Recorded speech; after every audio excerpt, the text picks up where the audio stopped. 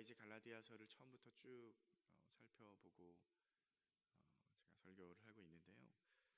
이제 5장까지 왔는데 갈라디아서는 사실 그 말하려고 하는 바가 처음부터 계속해서 똑같습니다. 계속해서 똑같은 이야기를 하고 있죠. 복음에 대해서 이야기를 하고 있습니다. 그 복음, 하나님의 언약, 하나님께서 우리에게 주신 그 두 가지 약속 중에 믿음으로 받는 그 복음, 그 언약, 그렇죠? 그 순수한 은혜가 우리가 받는 데에 있어서 그 하나님 언약을 믿음으로 받느냐, 아니면 어떠한 행위로 받느냐, 이 문제 때문에 지금 사도 바울이 엄청나게 강조하고 또 권고하고 있는 것을 우리가 살펴보고 있는데요. 그러면서 이제 4장에서는 비유까지 들어가면서 아브라함의 두 아들, 그렇죠? 두 아내와 두 아들 얘기를 합니다. 그래서 율법과 믿음이 이 두 가지의 약속, 그래서 그 마지막에 어떠한 말로 마무리를 하게 되냐면요, 4장 마지막 절 말씀을 보면 그런즉 형제들아 우리는 여종의 자녀가 아니요 자유 있는 여자의 자녀니라, 이렇게 말씀을 합니다. 우리들은 자유 있는 여자의 자녀니라. 자유자라는 말입니다. 우리들은 자유자. 근데 5장에 넘어와서 5장 시작하자마자 똑같은 자유를 끌고 와서 말씀을 하고 있습니다. 우리 한번 5장 1절을 다시 한번 같이 읽어보도록 하겠습니다. 시작. 그리스도께서 우리를 자유롭게 하려고 자유를 주셨으니 그러므로 굳건하게 서서 다시는 종의 멍에를 매지 말라. 아멘. 성도 여러분, 복음이라는 것이 무엇입니까? 복음이 뭐예요? 복음의 내용이 무엇입니까? 우리가 자유를 잃었던 자들, 자유가 애당초 없던 자들이었죠. 죄에 속박되었던, 죄의 종이었던 우리들이 죄로부터 자유롭게 되어지는 것, 그것이 복음입니다. 그러니까 우리가 어디에 옥매여 있었는데 거기로부터 자유케 되어지는 것, 그것이 복음이라는 것. 그래서 예수님께서는 우리들을 그렇게 자유롭게 하시기 위하여서 어떻게 하셨냐면은, 우리가 자유케 되는 데에는 사실 엄청난 큰 대가가 필요했습니다. 우리가 그냥 가만히 있다가 가만히 그냥 자유로워진 것이 아니라 누군가는 엄청난 희생을 하셔서 우리가 자유롭게 된 줄 믿으시길 바랍니다. 예수님께서는요, 우리를 자유롭게 하시기 위해 두 가지를 하셨습니다. 먼저는요, 죽으셨어요. 우리가 자유롭게 되기 위해서 예수님께서는 죽으셨습니다. 자, 우리를 위하여 죽으신 것을 믿으십니까? 예수님은요, 우리를 위해서 죽으셨어요. 나를 위해서, 여러분을 위해서. 예수님이 누구예요? 근데 하나님이시잖아요. 예수님은요, 하나님이에요. 창조주입니다. 우리를 창조하신 분이 바로 예수 그리스도예요. 그 창조주이신 예수 그리스도께서, 그 하나님이신 예수 그리스도께서 어떠한 의도를 가지고 일부러 죽음의 자리 가운데로 내려오셨다라는 것, 그것이 은혜입니다. 여러분, 결코 그것이 쉬운 일이 아닙니다. 그것이 당연한 일이 아니에요. 가볍게 여길 일이 아니라는 것입니다. 뭐 하나님이 우리를 사랑하시니까 뭐 죽을 수도 있지, 그 정도로 생각하시면 안 된다는 거예요. 당신의 아들이 희생될 만큼, 하나님 당신이 희생하실 만큼, 죽을 만큼 우리를 사랑하셨다라는 것입니다. 그것이 중요한 것이죠. 여러분, 죽음이라는 것은 무엇이냐면, 자, 전혀 죽으실 필요가 없으신, 어떠한 죽으실 이유가 없으신 창조주께서 우리를 자유케 하시기 위해서 사망의 권세 아래로 들어가게 되는 것, 그것이 바로 죽음이에요. 그 죽음을 예수님께서 직접 선택을 하셨다라는 것입니다.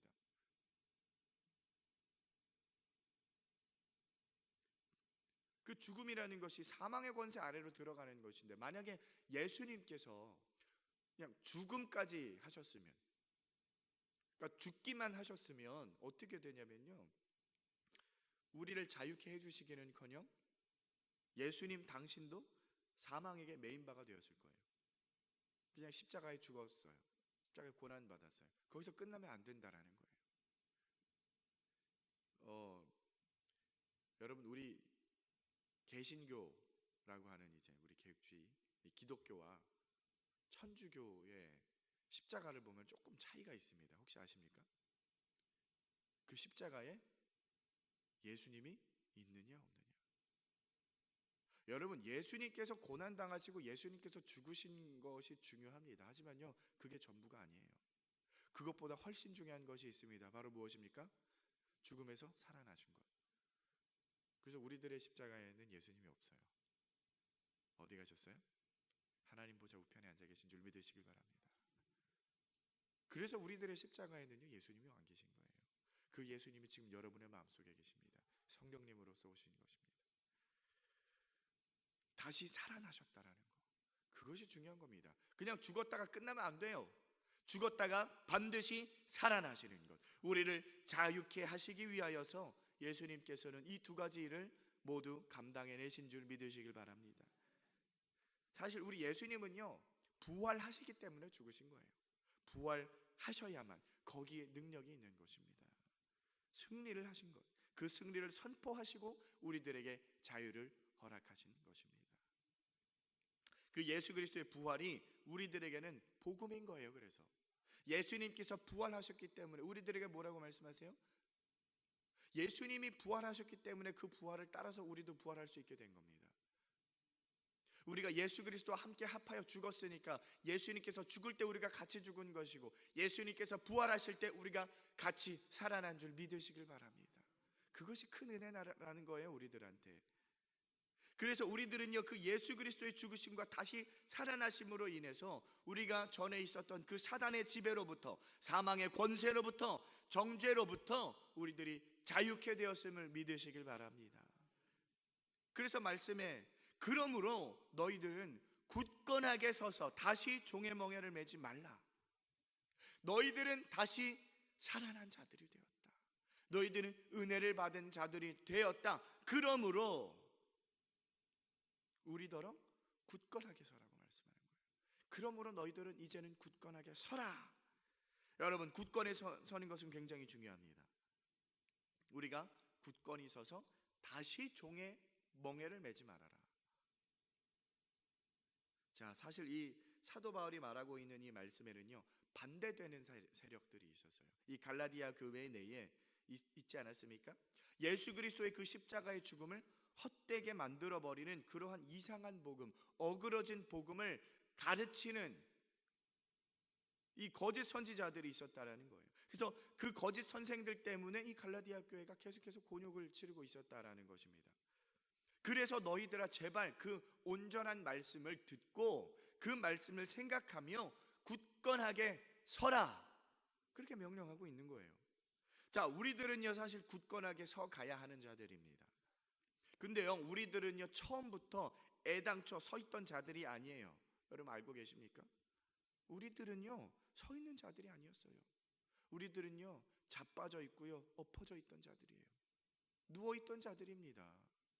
마치 에스겔의 환상 가운데 하나님께서 보여주신 그 마른 뼈다귀들과 같이 우리들은 그렇게 널브러져 있었던 자들이에요. 아무 힘도 없이, 아무 능력도 없이, 내가 누구인지도 모르고 하나님이 누구인지도 모르고 구원, 그게 뭔지도 모르는 그러한 자들이었다라는 거예요.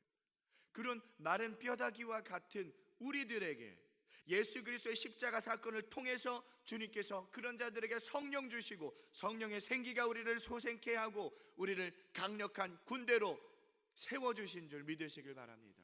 그래서 여러분들은 이 자리에 서 있을 수 있는 거예요. 그런데요, 중요한 것은 우리가 굳게 서가야 하는데 문제가 있습니다. 우리가 어디에 섭니까? 어디에 서는 자들이에요? 이게 중요한 문제입니다. 내가 오늘 어디에 서가느냐? 좋습니다. 성령께서 오셔서 나를 세워주셨어요. 그래서 내가 서갑니다. 세워져 가요.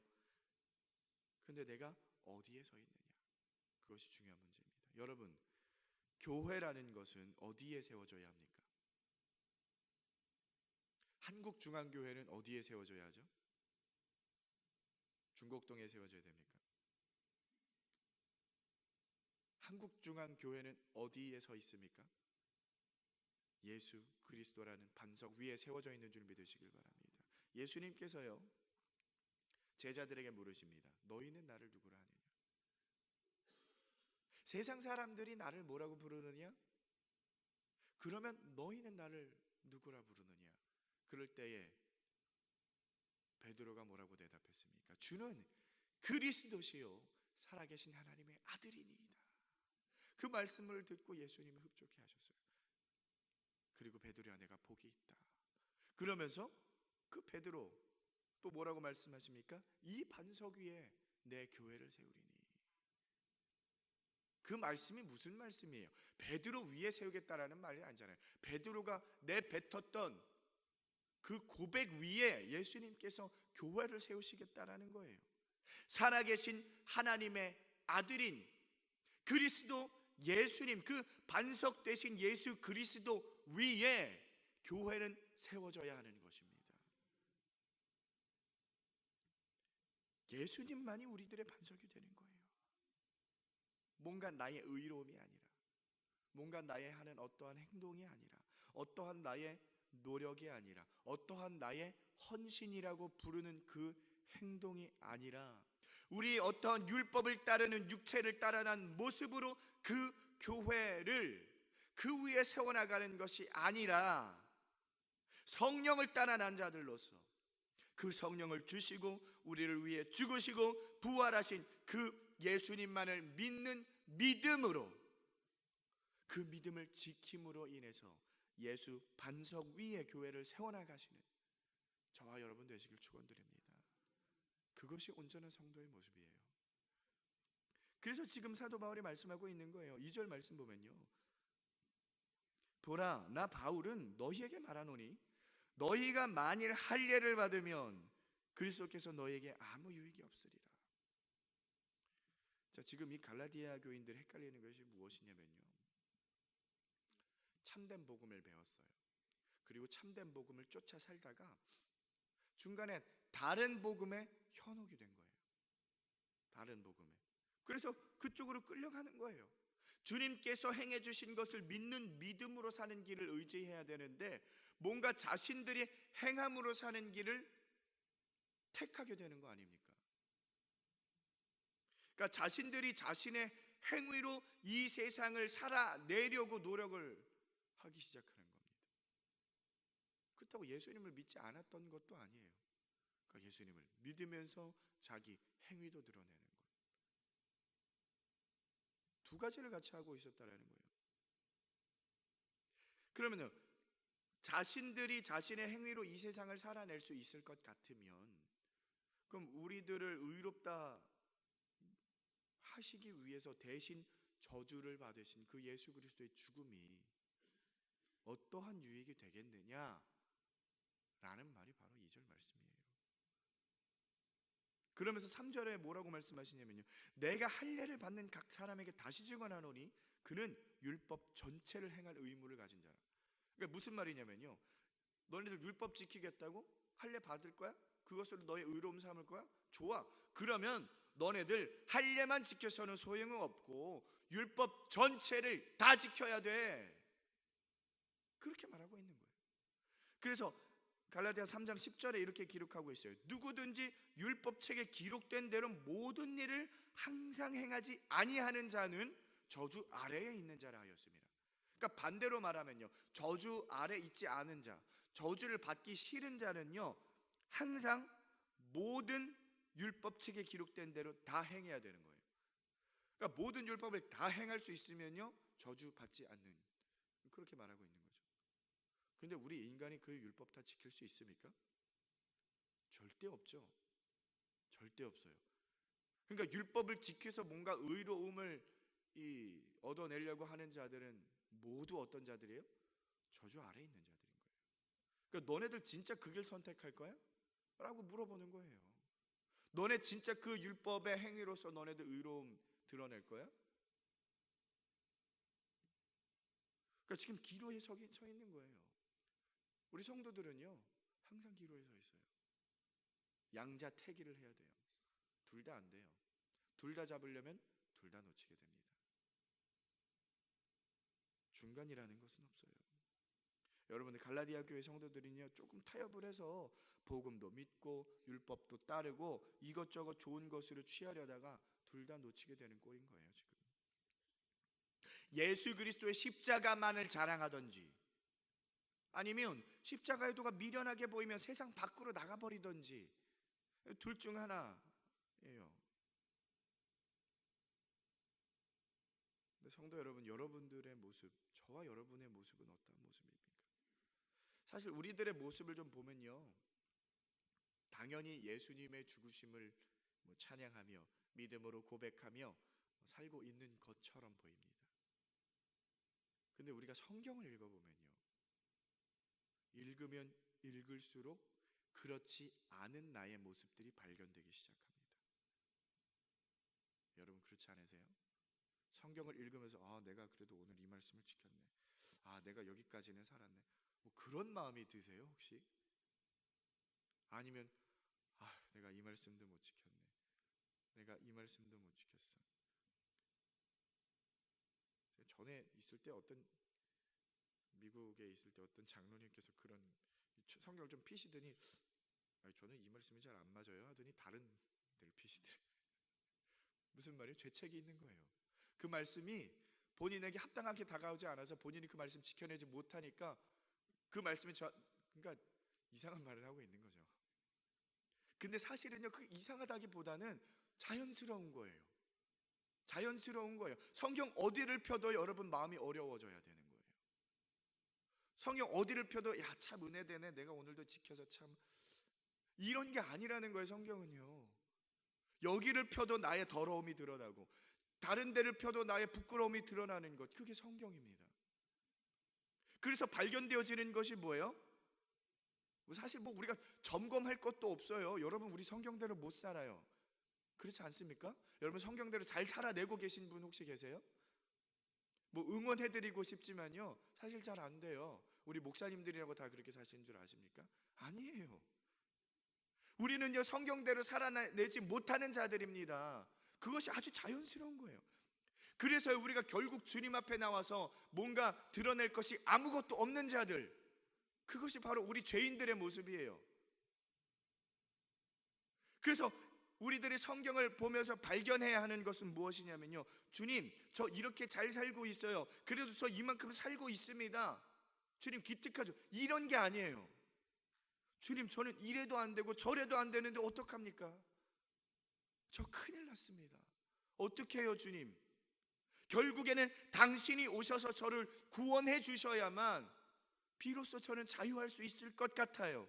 결국에는 주님밖에 없습니다. 주님이 없으면 저는 안 되는 존재예요. 이 고백이 터져 나와야 하는 겁니다. 왜 주님이 성경을 우리에게 주셨어요? 그거 깨달으라고 주신 겁니다. 율법을 왜 주셨는지 알아요? 죄를 깨달음이냐. 율법을 읽으면 우리의 죄가 깨달아져야 되는 거예요. 그래서 우리가 예수 그리스도에 대한 갈급함, 예수 그리스도에 대한 목마름, 그것이 발견되어져야 되는 것입니다. 그게 우리 성도들의 모습인 거예요. 내가 그래도 성경을 이만큼 알아, 내가 그래도 봉사를 이만큼 해, 내가 교회에서 이만큼 헌신해, 내가 올해 헌금한 헌금이 얼마인 줄 알아? 이런 거 자랑 삼지 마시라는 겁니다. 그것이 여러분을 이 갈라디아 교인들처럼 다시금 죄의 종으로 끌고 들어가는 생각인 거예요. 내가 봉사할 수 있도록 허락하신 것이 누구예요? 하나님이잖아요. 나에게 건강 주신 것이 누구십니까? 하나님이잖아요. 나에게 물질 주신 것이 누구예요? 하나님이세요. 그게 어떻게 여러분들의 노력이고 어떻게 여러분들의 행위입니까? 어떻게 나의 의로움이 되는 거예요? 그게 하나님의 은혜지. 그것은 하나님의 은혜라는 것입니다. 여러분 봉사를 여러 가지 하고 계세요? 감사하세요. 그냥 감사하시면 돼요. 하나님 너무너무나 감사합니다. 저를 살려주신 것도 감사한데, 저에게 생명 주신 것도 감사한데, 그 하나님의 일을 맡기셔서 그 하나님의 나라를 확장하시는데 저같이 비천한 자를 사용하심에 감사합니다. 그 감사함으로 은혜로 나가셔야 되는 거예요. 내가 오늘 100명한테 전도했어, 그게 여러분의 의로움이 되면 안 되는 거예요. 하나님을 사랑하는 마음으로, 하나님을 감사하는 마음으로 여러분 신앙생활을 나가시길 바랍니다. 그래서 우리들의 행위, 우리가 만들어내는 의로움은요, 여러분 쉽게 날아가 버려요. 날아가 버리는 거품과 같아요. 여러분 말라버리는 나뭇잎과 같습니다. 그것이 그 당장에는요 좀 뭔가 멋있어 보일 수도 있어요. 뭔가 나를 드러내 보이는 것일 수도 있어요. 하지만요 그거는요 쉽게 날아가 버립니다. 사랑하는 성도 여러분, 주님만 바라봅시다. 우리 주님만 구합시다. 주님만이 나의 반석이시고 주님만이 나의 구세주이심을 고백하며 그 앞에 겸손함으로 나아가시는 저와 여러분 되시길 주님의 이름으로 축원드립니다. 우리 잠시 기도합니다. 걸어가신 주님 은혜와 사랑을 감사합니다.